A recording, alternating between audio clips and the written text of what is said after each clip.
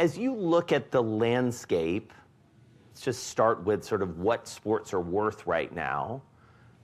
What do you think? I mean, it feels like trees seem to be growing to the sky. Well, I think it's a much larger asset class than most of the marketplace, most of the financial marketplace gives it credit for, if you will. But one of the points Grant didn't make, and sometimes everyone comes at valuations differently. When we looked at buying the Hawks and did in fact buy the Hawks together, Grant, I think, was even more bullish and actually wanted to put up more money into what this asset was and could be. And I was still at that time very much focused on the fact that it was losing money on an operating basis. I was trying to counsel Grant, I think to his great misfortune, to put up less money, because losing, businesses that lose money have much more risk than you might appreciate. He had a view of where this industry and business was going. He was actually more right than wrong. Yeah. And he's never really held me up on that, and probably should.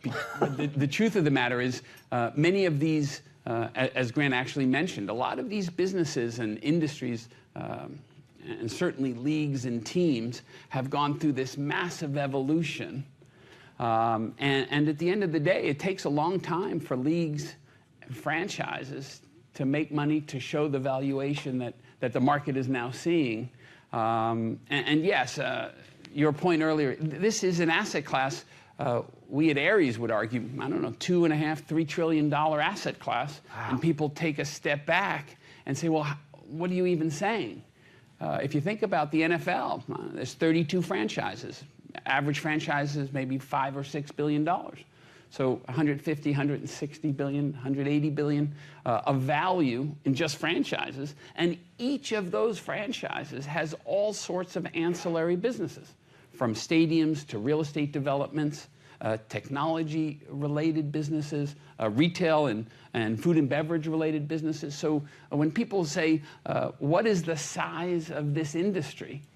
I would argue, at least, most folks looking at it are woefully underestimating the value of this sports world globally.